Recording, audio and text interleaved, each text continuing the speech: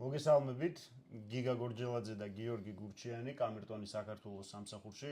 მოკლედ ბოლო პერიოდის განმავლობაში ძალიან ბევრი ცვლილება განხორციელდა საქართველოს საკანონმდებლო ბაზაში, ძალიან ბევრი კანონი გამკაცრდა და ერთ-ერთი გამკაცრებული კანონი შეეხება მარიხუანასა და კანაფის მოხმარების შეძენის, შენახვის, გადაზიდვის, გადაგზავნის წესებს და დღეს გვინდა რომ აი ამ ცვლილებებზე ვისაუბროთ და მოკლედ მიმოვიხილოთ რა დადებითი და შეიძლება რა უარყოფითი პროცესები შეიძლება გამოიწვიოს აი ამ ყველაფერმა. მოგესალმებით ჩემო მეგობრებო, რატომ მარიხუანა და სხვა ნარკოტიკი არა, იმიტომ რომ მარიხუანა მაინც ისე თუ ასე არ არის ერთი მძიმე ნარკოტიკი და მაინც ნარკოტიკია და სხვაზე ჩვენ წინააღმდეგი ვართ, რომ ყველანაირად რო უფრო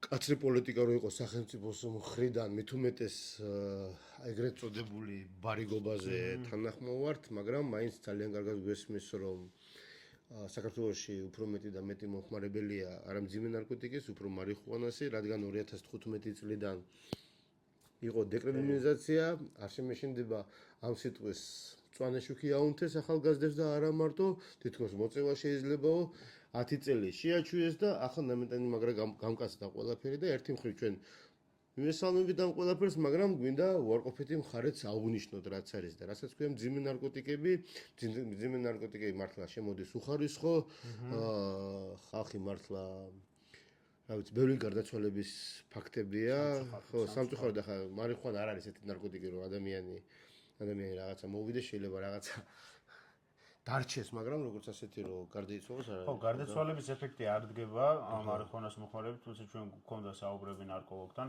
რომელმაც ნათლად აღნიშნა, რომ რაღაც თვალსაზრისით მთელი თაობების მანძილზე მარიხუანა იყო რომანტიზებული იმგვარად და იმ გაგებით, რომ თითქოს ამას დამაზიანებელი ეფექტი არ ჰქონდა ადამიანის ორგანიზმისათვის და თითქოს პირიქით ჯანმრთელობას უწყობდა ხელს, მაგრამ ეს სხვათა შორის როგორც ამბობენ, აი ძალიან დიდი ხნის წინ ასეც იყო რეალურად, იმიტომ რომ სუფთა ჯიშები არსებობდა, როგორც ნარკოლოგმა განგვიმართა, თუმცა დღეს ბაზარზე არსებული მარიხუანა, რომელსაც პრაქტიკულად მთელი მსოფლიო მოიხმარს, უკვე აღარ არის, ეს არის ჰიბრიდულად გამოყვანილი სპეციალური ჯიშები, რომელსაც აქვს იმდენად მავნე ეფექტები, რომ საბოლოო ჯამში არის შემთხვევები ადამიანები სამწუხაროდ ფსიქიატრიულ დაწესებულებებში რომ აღმოჩნდებიან ხოლმე, ამიტომ გამკაცრების პოლიტიკას მე ყოველთვის ვემხრობოდი, ეს არ დამიმალავს არასდროს და პირიქით.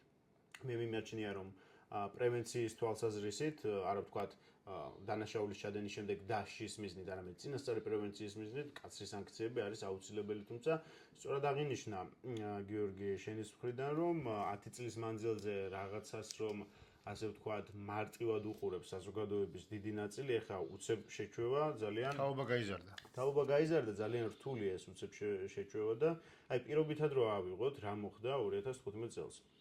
2015 წლის საკონსტიტუციო გადაწყვეტილება მე წაკითხული მაქვს, გულწრფელად ვიტყვი რომ ძალიან პროგრესული გადაწყვეტილებაა და წინვალედი მუშაობა ჩემი აზრით იმ პლენუმაც და კოლეგიამაც, რომელმაც ეს გადაწყვეტილება მიიღო, სამართლებრივი თვალსაზრისით ძალიან გამართული დოკუმენტია და სწორად არის ნამუშევარი და სამართლებრივი ტექნიკის თვალსაზრისით შინაარსობრივად მე აბსოლუტურად ვიზიარებ იმ პოზიციას, რომ 5 გრამამდე მარიხუანას მოხმარებისათვის სისხლის სამართლის პასუხისმგებლობის სახით პატიმრობა ეს არ შეესაბამება და კონფლიქტში მოდის კონსტიტუციის იდეასთან, მე ამ პოზიციის გამზიარებელი ვარ, თუმცა ამავდროულად მე მიმაჩნია რომ ალბათ ცოტა საკონსტიტუციო სასამართლომაც, სახელმწიფომაც დააკლო იმ თვალსაზრისით, რომ არის საუბრა ამ ყველაფერზე და არ განმარტა. პირობითად ვინმე ივანე პავლიაშვილი თუ იყო მარიხუანას მომხმარებელი და ეშინოდა მარიხუანას მოხმარება და შემდეგ მოხდა ამ ყველაფრის დეკრიმინალიზაცია, ამ ივანე პეტრიაშვილმა კი არ გაიზიარა კონსტიტუციის არსი, კი არ ჩათვალა ის, რომ აი პატიმრობა არის ზედმეტად მაღალი სანქცია და სხვა სამართლებრივი სანქციების ქვეშ უნდა მოქცეულიყო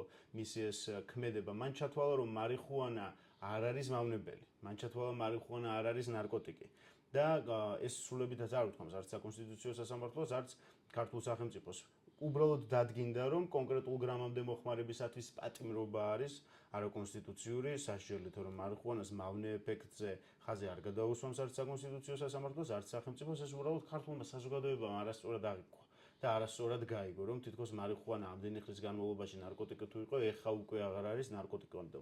ასეთი მიჩვეული საზოგადოება როცა გვყავს, რომელსაც თავიდანვე იდეაში არასწორი აღქმები ჰქონდა გნებავთ საკონსტიტუციოს გადაწყვეტილებასთან დაკავშირებით, გნებავთ სახელმწიფოს ლიბერალურ პოლიტიკასთან დაკავშირებით, აი ამ პროცესების მერე ასეთი გამკაცრება რის მომხრეც მე გულწრფელად ვამბობ ვარ უბრალოდ კონტრასტში მოდის იმიტომ რომ ეს კანონი სახელმწიფო ყველაფერი გჭირდება ადამიანებისათვის ხო მათ შორის საკონსტიტუციო სასამართლოც საკუთარ გადაწყვეტილებაში თქვა რომ კანონი და მით უფრო სისხლის სამართლის პოლიტიკა უნდა მოქმედებდეს და ადამიანს უნდა აღიქვამდეს არა ინსტრუმენტად არამედ მიზნად და სწორედ ადამიანის ირგვლივ უნდა ტრიალებდეს კანონიც და სამართალიც და ასეთ პირობებში ესეთი რადიკალური გამკაცრებები შეიძლება რაღაც თვალსაზრისით მიუჩვეველი საზოგადოებისათვის მეტად მძიმე აღმოჩნდეს. სახელმწიფოს დასჭირდება ძალიან დიდი პროპაგანდა ამ სიტყვის საუკეთესო გაგებით. იმისათვის რომ ამ კანონის ცვლილებები, ვთქვათ, მარიხუანას მავნე ეფექტი, ეს ყველაფერი საზოგადოებამდე რეალურად მიიტანოს ისე როგორც არის. და არა ისე როგორც ჩემი პოზიციით სახელმწიფომ ძალიან დააკო 2015 წლის შემდეგ მიუხედავად საკონსტიტუციო გადაწყვეტილებაზე იმის პროპაგანდა რომ კი არაკონსტიტუციურად გამოცხადდა პატიმრობა მაგრამ მაინც დანაშაულია შედარებით მსუბუქი სანქციაა მავნე ეფექტები არსად არ გამქრალა მარიხუანა ისე ნარკოტიკია ანუ ამ ყველაფერზე საუბარი სახელმწიფო მაშინ დააკო და მე მხოლოდ მოხარული ვიქნები თუ ეხლა დაიწყება ამაზე საუბარი და რაც თავარია ეს კანონი რას ითვალისწინებს გამკაცრებული ცვლილება და მიზანი რა არის ეს ყველაფერი ნათლად უნდა იყოს ახსნილი საზოგადოებისთვის და ასევე პოზიტიური მეც ვიტოვებ რომ ეს იქნება ახსნილი თორემ წინააღმდეგ შემთხვევაში საზოგადოებას გაუჭირდება და არა სახელმწიფოს გასაგებია გეთახმები რაღაც დოზაზე გეთახმები მაგრამ ბოლომდე მაინც ვერ მოყვები იმიტომ რომ გამკაცრებაცაა და გამკაცრებაც ხო და ნუ ახლა თავისთავად მე მაინც იმას ვემყრობი რომ ამის გულიზე კაცი არ უნდა დააჯინო აუღურე შენ რო ეუბნები ადამიანს ხო 5 გრამი მოიხმარეო სიტყვაზე მე პრობლემა არ მაქვს შენ უგრძალავ მაგას დათესვა შენ იმას უგრძალავ ამას საიდან უნდა მოიტანოს ეს 5 გრამი აი რატო არ ეკითხები ან უნდა იყიდოს ან რაღაცთან დღეს ძალიან კარგად გესმის რომ თუ რამეს გინდა დღეს კრიპტოს აი ეპოქაში ასე რომ ვთქვათ პრობლემა არ არის რო იყიდო გადარიცხვები და ძალიან კარგად გესმის შენ ეს როგორ ხდება და მე მაგალითად ის რაც ხდება წინააღმდეგი ვარ იმიტომ რომ ამიტომ ბევრი ხალხი ეწევა და აი არ შეიძლება ასე მე წინააღმდეგი ვარ მაგრამ თლაც შენც ვერ მოყვები ბოლომდე იმიტომ რომ ასეთი გამკაცრება რაც ახლა სახელმწიფომ ჩვენ შემოგთავაზა მე ძალიან კარგად მესმის რადგან მაინც რა ვიცი ბევრია ჩემი მეგობარი ახლობელი ვინც ყოველთვის ეწეოდა ზოგადად ვამბობ და მე მესმის რომ ახლაც არ მიატო ეს მოწევას. ნუ არ მიატო, არ უნდა ეს დალევა. ზოგადად ვამბობ, ხო, არ უნდა ეს დალევა. უნდა ზოგჯერ რომ მოწიოს. რას ლაბიცა რომ იტყვი ქართულად როგორია ეს სიტყვა ყოველთვის მომიზდება ბოდიში ვიხდის ჩემ მაყურებლებმა იციან რომ ცოტა რუსულ სიტყვებს ურევ ხოლმე, მაგრამ ამის გულისთვის რომ რა ვიცი 5 წელი, 6 წელი, 7 წელი, სხვადასხვა ისა 20 წლამდე შეიძლება 20 წლამდე არავინ გაუშვებს, მაგრამ არა, მოწებიზე არა და ეს სიტყვაზე რომ დათესოს 1-3-4 ვინც ეწევა, ხო? მაგი არ დაიწყებს ძებნას, მაგი სოფელში რო ცხოვრობს, მე ახლა ზოგადად მაგ ლაპარაკი სოფლის მოსახლეზე, აი ცხოვრობს იქ. ეს ადამიანი და აი დათესვა უნდა რომ 1-3 მე იმიტომ კი არ ვიძახი, ეს კარგია. ეს ფაქტია რომ ასე იქნება. ხო და ეს ჩვეულებრივი ადამიანი გლეხი, ვიღაცის შვილი, ვიღაცის ძმა, მეგობარი, რა ვიცი ხო? შეიძლება ციხეში მოხდეს. და ახლა არის ძალიან გამკაცრებული. თან მით უმეტეს უყურეთ ახლა რა ხდება, ხალხი შეჩეული ახლა ცოტა ვიცნობ ხალხს, სოფლებში დავდივარ ქუჩაში, იქით-აქით, ხო?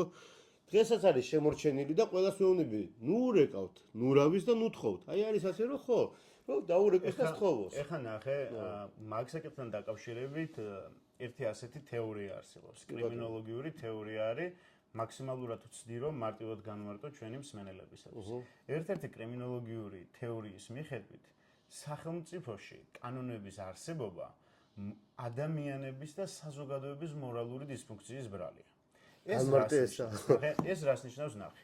კანონმდებელს რომ რაღაცის რეგულირება დასჭირდა, ეს არის იმ საზოგადოების ბრალი, რომელიც ამას სისტემატიურად ჩადიოდა. მაგალითად, ძალიან ცუდი მაგალითია, მაგრამ ეს პირველი ეს მახსენდება. მაგალითად, ინცესტი გერმანიაში არის სისხლის სამართლის წესით დასჭადი. იმიტომ რომ იქ არის ინცესტის გახშირებული ქმედებები. საქართველოში ეს სისხლის სამართლის წესით დასჭადი არა, იმიტომ რომ ჩვენ საზოგადოებას ეს ჭირი არ სჭირს. ინცესტი რა არის? ნუ ხო, ოჯახის წევრებთან, ხო. ეხლა ნახე, ამდენი ხნის განმავლობაში რაღაც რეგულარულად რო ხდებოდა. და კანონმდებელი დღეს მივიდა იმ დასკვნამდე რომ რაღაც უნდა გაამკაცროს. ეს საზოგადოების მორალური პრობლემა ხო არ გონია. დავუბრუნდეთ 10 წელს ისე უკან 2015-ში რო იყო მიღებული ეს წესი და შენ შეაჩვიე. ეს შეიძლება ხო არა, მე აქ უყურე მე ძალიან კარგად მესმის, მაგრამ არ დაგვავიწყდეს ვინ ვართ, რა ტემპერამენტის ხალხი ვართ, რა ის აი მაგალითად ხო აი ასე აი სულ ეწეოდით ასე აი მე გეუბნები აი ბავშვობაში სკოლას რო დავამთავრებდი, სოხუმიდან სვანეთში მიშობდნენ საზაფხულო არ დადაგებს. სვანეთში ყველას ქონდა მოსაწევი, ისე რომ იცოდე შენ, ყველა არ ეწეოდა. ეს იყო რაღაცა კულტურად, იყო დათესილი. მაგრამ ახლა რასაც ეწევა ხალხი, ხო? მაშინ მე არ მახსოვს რომ ასე ეწეოდა ხალხი, მაგრამ ფაქტია, რომ დათესილი ქონდათ. კომუნისტების დროს მაშინა ციხე იყო. მეც მსმენია რომ მაგალითად აჭარაშიც იყენებდნენ მარიხუანას ღეროებს, არა ვთქვათ მოსაწევად, არამედ კარგი საშუალება იყო რაღაცების შესაკრავად. ანუ თან ხაჭაპურშიც კეთდება. ხო, ანუ ეს კულტურა იყო რა თქმა უნდა, მაგრამ ანუ ეს ხო არის იმის დასტური, რომ მაშინ თუ საზოგადოება ახერხებდა რაღაც თვალსაზრისით ამის რეგულირებას, ეხლა ძალიან აშვებული აქვს აფრები ყველას. იმიტომ რომ მეც ვიცი საზოგადოება, ეხლა მაგალითად ბოდიში, სადაც მე მივდივარ დაბადების დღეებზე მეგობრებთან სხვადასხვა წვეულებებზე, ხო? მადლობა ღმერთს, ძალიან ხშირი სტუმარი ვარ ჩემი მეგობრების ასეთ შეკრებებს. აი პრაქტიკულად არ ჩაივლის ეს რა ქვია საღამო ისე რომ ვიღაცას მაინც არ შესთავაზოს. ეს სამწუხაროა, საბედნიეროა, ეს სხვებმა განსაჯვენმა ფაქტია, ხო? და მე მაგალითად მიმაჩნია რომ ამ პროცესებზე დიდი ხნის წინ დაკარგა სახელმწიფომ კონტროლი. და ეხა კონტროლის დაბრუნება კარგია, თუმცა არა ასეთი რადიკალური მექანიზმებით, ამას ალბათ უფრო შეჩვევითი ხასიათი უნდა ჰქონოდა და წლების განმავლობაში უნდა ემუშავა სახელმწიფოს ამაზე და თან ცოტა მე დარწმუნებული ვარ რომ ძალიან ბევრი ადამიანი შეუქმნის ეს პრობლემას, რაც გულწრფელად რო ვთქვა არ მინდა. იმიტომ რომ არის რაღაცეები, რაც გვიყვარს, მაგალითად ვიღაცა დალევით იღებს სიამოვნებას, ვიღაცა ვარჯიშით, ვიღაცა სამწუხაროდ მარიხუანას მოხმარებით, მაგრამ ფაქტია რომ ასეთი ძალიან ბევრი თანამოქალაქე გვყავს და ძალიან უარყოფითად იმოქმედებს ხო მათზე. ამიტომ ამას თუ არ მიეცა შედარებით უფრო ნელი მსვლელობა, რომელიც უზრუნველყოფს ეტაპობრივ მიჩვევას საზოგადოებისას, ძალიან რთული პროცესი იქნება ეს. მოყვები თავარია ერთი რაღაცა, რომ არ შეიძლება რომ ასე იყოს მკაცრად ხელად. აი ამ ასე და მე მაგალითად წინამდებია ვარ ისევე როგორც ადამიანმა დალია და დაჯდა საჭესთან, იგივენაირად მოწია და დაჯდა თავისთავად, ხო? ხო და მე წინამდები ვარ. სანამ ჩვენ დავიწყებდით ამ პოდკასტის ჩაწერას, მე და შენ დიდი ხანი ვილაპარაკეთ ამ თემაზე და სასამართლოს გადაწყვეტილებაზე რომ მითხარი შენ მე რომ რაღაცა თანხმდაში რო არ მოდის, ეს გაშალეთ, ხო? ოღონდ ისე გაშალე, ჩემოსმენელმაც რომ გაიგოს, არა მარტო შემოსმენელმა, პირველად. მოკლედ რამოდენიმე დღეში ოფიციალურად გავხდები სამართლის ბაკალავრი. და მე მიმაჩნია რომ ჩემმა ლექტორებმა, საუნივერსიტეტო საზოგადოებამ საკმაოდ კარგად შემასწავლეს და მეც ახლა ფეხს ნამდვილად არ ვითრევდი და თუ პირველი არა, უკანასკნელი ნამდვილად არ ვყოფილვარ კანონის კითხვაში და სამართლის განმარტებაში. მით უმეტეს კონსტიტუციურ სამართალში. ერთი საკითხია, რომელიც ძალიან დიდი ნონსენსუალურია ჩემი აზრით. ესე იგი რა ხდება? ცვლილებები შედის სისხლის სამართლის კოდექსის 273 პრიმა მუხლში. იქით იყურე იმათ უთხარი, მე კი 273 პრიმა მუხლში. ამ ცვლილებებიდან გამომდინარე 5 გრამიდან 70 გრამამდე გამომშრალი მარიხუანას შეძენა შენახვა, ასევე 10 გრამიდან 140 გრამამდე ნედლი მარიხუანას შეძენა შენახვა, ამ გამკაცრებული ცვლილებების საფუძველზე გამოიწვევს პასუხისმგებლობას 260 მუხლით, რაც 1 წლამდე თავისუფლების აღკვეთას გულისხმობს. ამ რაოდენობის მარიხუანას შეძენა შენახვისათვის და მოხმარებისათვის სისხლის სამართლის პასუხისმგებლობა ცნობილია არაკონსტიტუციურად. იმ საკონსტიტუციო გადაწყვეტილების საფუძველზე. მე ვუწმენდი პარლამენტის წარმომადგენლებს, რომელმაც თქვა, რომ საკონსტიტუციო სასამართლოს გადაწყვეტილების დაძლევა შესაძლებელია თუ შეიქმნება ახალი ნორმა, რომელიც დაარეგულირებს ცვლილებებს. თეორიულად, ძალიან თეორიულად, ეს შეიძლება მართლაც განხილული იყოს იმგვარად, რომ და ასეთი შემთხვევები ყოფილა სხვათა შორის მოსამართლეებისგან, რაც მეც გამიგია საკონსტიტუციო სასამართლოს მოსამართლეებისგან, როდესაც პარლამენტში გაიგებდნენ რომ კონკრეტული ნორმა არაკონსტიტუციურად იქნებოდა ცნობილი წინასწარ თუ გაიგებდნენ ამას შემდეგ პარლამენტი ცვლიდა იგივე შინაარსის ნორმას იღებდა უბრალოდ სხვა კოდიფიკაციით სხვანაირი სიტყვებით წერდა ეხა თუ რაღაც შინაარსით კონკრეტული ნორმა არის კონფლიქტში კონსტიტუციასთან ეხა ამ ნორმას თავს აქედან მოაბამ თუ ბოლოს აქედან მოაბამ და შინაარს არ შეცვლი ის კონსტიტუციური ხო ვერ გახდება ამიტომ ამ მუხლს ჩემი აზრით ისევ ექნება პრობლემა კონსტიტუციასთან მიმართებაში თუ შინაარსობრივად მაინც იგივეს გამოიყვანს საქართველოს პარლამენტი იმიტომ რომ პარლამენტის წარმომადგენლებმა ბრძანა რომ შესაძლებელია ახალი ნორმის კოდიფიცირებით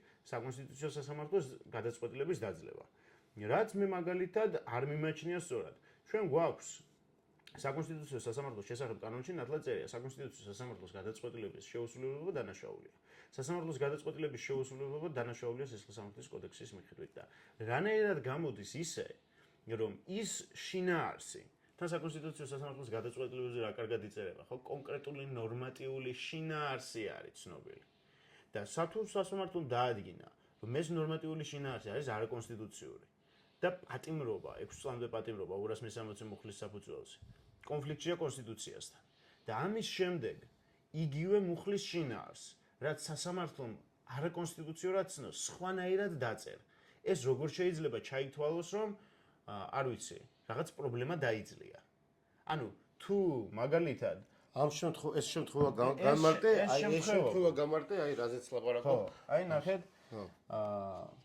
6 წლამდე თავისუფლების აღკვეთას გულისხმობს თუ გაქვს რამდენი რაოდენობა 5 გრამამდე მარიხუანასა და 5 გრამი მარიხუანა გამომშრალი ოღონდ 5-დან 70 გრამამდე და 10-დან 140 გრამამდე ნედლი მარიხუანას შემთხვევაში ამ 6 წლამდე გულისხმობს ახლანდელი არა ცვლილებები რაც იქნება ხო იმას გონები რაც მოვა ხო რაც შეძენა შენახვა და შენახვა ნიშნავს ადგილის მიჩენას სადღაც და თუ არ შეიძინე ნუ შეიძლება ნახე მაგრამ გაქვს 60 გრამი ხო გაქვს 60 გრამი თუნდაც პირადი მოხმარებისთვის იყოს ხა აზერს კალკულებს იმიტომ რომ შინაარსობრივად ვერ გამოდის ესე იგი მე ზოგადად ვიძახი განმარტომი და 60 გრამი მარიხუანა მაქვს მოვიდა ვიღაცამ ნახა პოლიციამ ნახა რომ 60 გრამი მაქვს მეკითხებიან საიდან ვნახე ზოგადად აი ნუ გარეთ იზრდებოდა არის მართლა რომ მართლა იზრდება აგერა ზოგჯერ რომ მიდიხარ სოფლებში იზრდება რა მაგრამ ხათაშორის ვიცი ასეთი პრაქტიკა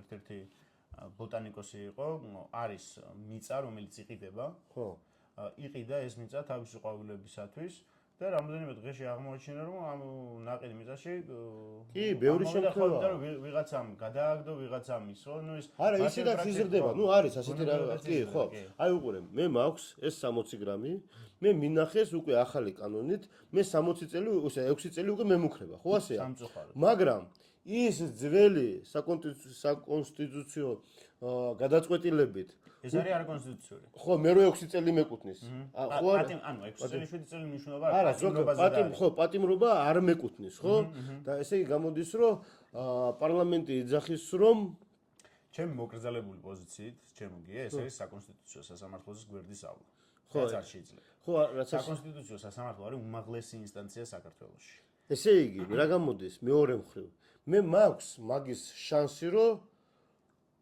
გავასაჩივრო კი მე მაგის შანსი რომ გავასაჩივრო და საკონსტიტუციო სასამართლოს როგორი მანდატი აქვს მოდი ესეც განმარტოთ საკონსტიტუციო სასამართლოში ძალიან იშვიათია რომ შეიცვალოს პრაქტიკა თუ კონკრეტული მუხლის პრაქტიკა ბოდიში პრაქტიკა ესე იგი კანონი რაც დაამტკიცეს აბა რა არის ეს პრაქტიკა ამ შემთხვევაში ანუ კანონი არა მაგალითად თუ ოდესღაც საკონსტიტუციო სასამართლომ განმარტა რაღაც ამგვარად ამ შემთხვევაში მაგალითად ამ შემთხვევაში თუ ამგვარად განიმარტა რომელი მუხლი 260 ხო მე ამგვარად თუ 260 273 273 რომ ამიტომ ეს ნარკოტიკული დანაშაულებების თავი ერთი როდესაც არაკონსტიტუციურად გამოცხადდა შემდეგ ჯაჭვური რეაქციით მიიღო ყველას ნახე როგორი მანდატი აქვს საკონსტიტუციო სასამართლოში მსმენელებმაც რომ ძალიან კარგად გაიგონ თუ მაგალითად 2000 წელს კონკრეტული კანონი განიმარტა ამგვარად და რაღაც კონკრეტული შინაარსი ცნობილი იქნა არაკონსტიტუციურად, ან მაგალითად არ იქნა ცნობილი არაკონსტიტუციურად. წლების გასვლის შემდეგ თუ მაგალითად იგივე მუხლთან დაკავშირებით შევა საკონსტიტუციო სარჩელი სასამართლოში და მაგალითად რომელიმე კოლეგიას უნდა რომ შეცვალოს პრაქტიკა, კოლეგიას არ აქვს მანდატი შეცვალოს პრაქტიკა, მან უნდა მოიწვიოს კონსტიტუციური პლენუმი 9-ვე მოსამართლე უნდა დასხდეს და განიხილოს იმისათვის, რომ შეიცვალოს პრაქტიკა. ეხლა ნახეთ. საქართველოში იყო ასეთი პრაქტიკა ოდესმე? კი, რამდენადაც მახსოვს, ეხლა მე ნამდვილად არ მინდა შემეშალოს კოლეგიები, მაგრამ 2007-9 წლებში იყო, მე მგონი, მაგრამ თავს ვერ დავდებ, მაგრამ ასეთი პრაქტიკა რო იყო, ეს დანამდვილებით ვიცი ჩემი უფროსი კოლეგებისგან და მეგობრებისგან, ვინც ამ საქმეებზე მუშაობენ. ეხლა ნახეთ. წიქარიშვილის საქმე არის კონსტიტუციური პლენუმის მიერ მიღებული და გადაწყვეტილი. როდესაც თუ არ მახსოვს მეორე კოლეგიაში შევიდა ეს სარჩელი, მეორე კოლეგიამ დაადგინა რომ ეს საქმე იმდენად მნიშვნელოვან სამართლებრივ პრობლემას შეიცავდა, რომ მხოლოდ საკუთარ თავზე გადაწყვეტილების მიღება თავიდან აერიდა და შეკრიბა კონსტიტუციური პლენუმი. ეხლა ნახეთ, ეს ნორმა რო გასაჩივრდეს, ჩემი პოზიციით, საკონსტიტუციო სასამართლოს პლენუმის გადაწყვეტილება თუ ვინმე უნდა შეცვალოს, ისე პლენუმმა უნდა შეცვალოს. და როდესაც პლენუმი შეიკრიბება, იქ რა გადაწყვეტილება იქნება მიღებული, მე ნამდვილად არ ვიცი, მაგრამ მანდატი აქვს მხოლოდ საკონსტიტუციო სასამართლოს, პარლამენტს არა. ესე იგი, ჩემი გაგებით ის ვინც გამოვიდა პარლამენტში და ეს თქვა გამოდის უაზრობა. არა, მე ნამდვილად ვერ დავადანაშაულებ, ამის თეორიულად ეს არის შესაძლებელი. რატომ თქვა შენ ასეთი რაღაც? არ ვიცი, მე ამის წიაღწევებს ნამდვილად ეხა ვერ წინ გაუსრო მოვლენებს უკვე მოლაპარაკებულები არიან. თეორიულად ეს არის შესაძლებელი. თეორიულად ეს არის შესაძლებელი და ეს ყოველთვის ასე ხდებოდა. მაგრამ პრაქტიკულად ვინც ამ საკითხს უყურებს, აი ამ ადამიანებმა იციან რაც ხდება, იმიტომ რომ მაგალითად თუ რაღაცა არის არასწორი და მე ამ არასწორ რაღაცას სხვა სიტყვებით ჩავწერ, იმას არ ნიშნავს, რომ რაღაც დროის გასვლის შემდეგ სწორი გახდება. ხო? ამიტომ უაზრობა თქვა თუ მაგალითად წინასწარ შენიღბული ან თეორიულად განმარტა ეს საკითხი, მე ხა ამაზე თავს ნამდვილად ვერ დავდებ, მაგრამ ჩემი მოკრძალებული პოზიციით თუ ეს ნამდვილად ასე იქნება, ეს საკონსტიტუციო სასამართლოს გადაწყვეტილების გვერდისავლა გამოვა. კარგით. ესე იგი რაღაცა ხრელი არსებობს, რომელიც შეიძლება ჯერჯერობით არ შეიცვალა. ხრელები რაღაც არსებობს. ასევე არის ერთი ცვლილება. 273 პრიმამუხში, სადაც დღეს მოქმედი რედაქციით მცენარე კანაფის ან მარიხუანას მცირეოდენობით გადაზიდვა, გადაგზავნა, შეძენა, შენახვა ისჯებოდა საზოგადოებისთვის სასარგებლო შრომით, რაღაც კონკრეტული საათებით, ან ჯარიმით, მაგრამ ეხლა ნახე რა ხდება სანქციის სახით და ზომად 273 პრიმაშიც ასევე დაემატება ერთწლიანი თავისუფლების აღკვეთა. რა არის, იცი? აი არავინ არ მინდა მის გულზე რომ დაждენ, მაგრამ თუ რაღაცა უნდა შევადარო 6 წელი და 1 წელი, ჯობია 1 წელი იყოს ვიდრე 6 წელი, ეს ერთი. ერთი ის მიხარია რომ მართლა ჩვენ რაც დავიწყეთ ამ თემაზე მუშაობა, სამწუხაროდ არ იყო დიდი გამოხმაურება, მაგრამ რამდენიმე ადამიანს მოვეხმარეთ ჩვენ. ხო, რამდენიმე ადამიანი დავაწვინეთ, ცოტა უპატრონეთ. სტუმრად რო ყავდა ჩვენ ნარკოლოგი, ახლა ხან შევაწუხე, მომეხმარა. ერთი პაციენტი მყავდა, ასე რომ თქვათ. ხო და აი მართლა მიხარია რომ ასეთ კარგ საქმეს ვაკეთებთ. მე მაგალითად მიხარია რომ ხედავ ბოლო ხანებში რომ მართლა დაიწყო დაჭერები ამ გადამზიდველების ბარიგების ეგრეთ წოდებული ნახე რა დიდი პარტიები არის. თუმცა ხელა ტრანზიტი მიდის ან რჩება საქართველოში. თითქოს მე ასე მგონია რომ ადრე ჩვენ რო ვიწყებდით ამ ყველაფერს, რა გვეუბნებოდნენ რომ სახელმწიფოა დაინტერესებული მე არასდროს არ მჯეროდა ასეთი კონსტიტუცია. ამჯეროდა ერთია, მაგრამ აღთქმა იყო ასეთი და მე ამ აღთქმას ხედავ რომ უკვე ნეონელა საზოგადოებაში იცვლება ეს აღთქმა და ეს კარგია რომ მართლა დაიდო ბევრი დაჭერები. მე არ მეწოდება ეს ხალხი ვინც ყიდის სიკვდილს. მართლა არ მეწოდება სრული ამ სიტყვის მნიშვნელობით. ახალგაზრდებსაც მინდა უთხრა, აი ცოტა ესეთი ფორმატი გვაქვს მეგობრობა ახალგაზრდებთან და მიხარია რომ მართლა ჩასაღი ახალგაზრდები რო ხართ, მართლა მიხარია რომ ამაზე ფიქრობ და იცით რომ ეს ცუდია და ყველას მინდა უთხრა რომ მართლა ნარკოტიკი მართლა კლავს. მით უმეტეს ისე ტრადიციულ ქვეყანაში როგორც საქართველოა, აი ბოლო ხანებში რაც ჩამოსული ვარ ქორწილებში დაბადებზე ღვინო არის მევა. ხო, ყველაფერი მარიხუანაზეა, მართლა ზედმეტია მეგობრობა, მაგრამ მეშინია კიდე სხვა რაღაცა საზღარი ნარკოტიკი არ შემოვიდეს, როგორც იყო რაღაცა სპაისები და რაღაცები, რაც იყო ეს უფრო ვარესია ისა. აზე არა ვარ. ხო და არის ასეთი რაღაცეები და რა ვიცი ერთი სიტყვით ხათშორის ჩვენ თუ გახსოვს სალომემ გითხრა რომ თუ ზუსტად მახსოვს ნარკანი არის ასეთი პრეპარატი რომელსაც შეუძლია გადაარჩინოს ადამიანის სიცოცხლე ზედოზირება თუ მოვიდა ოღონდ არც ერთ კლუბში არც ერთი თქვა ეს არ არის იმდენად ხშირი პრეპარატი არ იყიდება და თუ ვინმე არის ეხა რა ვიცი ამაზე უკეთეს რჩევას რას მიცემთ რომ ეს ნარკანები შეიძინონ მაინც და თავიანთი მეგობარი არის თუ ვინც არის უცნობია ნაცნობია შეიძლება სიცოცხლე გადაარჩინოს ამ ნარკანს ხო ესე იგი ეს ნარკანი ანტიპრეპარატია მოკლედ ანტიდოტია ცუდი არაფერი არ არის ну და ერთი სიტყვით რა ვიცი რა მივიდეთ ფინალამდე ნელ-ნელა ხო მოკლედ ეს ცვლილებები არის რეზიუმე რო გავაკეთოთ მოკლედ პირველი მოსმენით დაჩქარებული წესით ეს უკვე დამტკიცდა კანონის პროექტი მიღებულია. ეხლა დარჩება შინაარსობრივი განხილვა იურიდიულ კომიტეტში მეორე მოსმენით და მე რედაქციული ხასიათის ალბათ პლენარულ სხდომაზე და დიდი ალბათობით ამ ცვლილებებს მიიღებს პარლამენტი.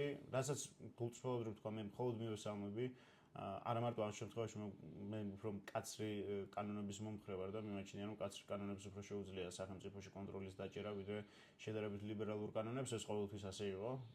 სხვათა შორის საკმაოდ სერიოზული პოლემიკები მქონია ჩემს მეგობრებთან, ჩემს კოლეგებთან, ჩემს კურსზე და არა მარტო ჩემს კურსზე ამასთან დაკავშირებით, მაგრამ მე მაინც ურყევად ვდგავარ ამ პოზიციაზე, რომ მკაცრი კანონები შეუძლია სახელმწიფოს მოეფლა, მაგრამ ეს მკაცრი კანონებიც უნდა იყოს გონივრული და საზოგადოებას უნდა კონდეს პირველ რიგში მიმღებლობა ნებისმიერ კანონთან დაკავშირებით.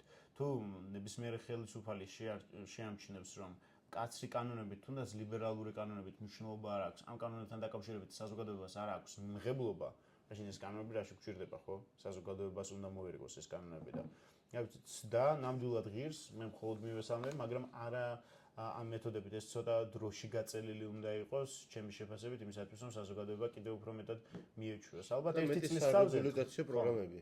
რა თქმა უნდა, დღეიდან ერთი წლის თავზე რომ მიიღოს პარლამენტმა და ეს ერთი წელი გამოიყენოს იმისათვის, რომ საზოგადოებას აუხსნას, აი რა არის იცით, მე ძალიან მომწონს დადგენილი პრაქტიკა საკონსტიტუციო ცვლილებებზე, როდესაც არის საუბარი ყოველთვის, საპარლამენტო ჯგუფები არ აქვს მნიშვნელობა პოზიცია, ოპოზიცია ყველა ერთად მიდიან ხოლმე და დიდ საერთო სახალხო განხილვას ატარებენ.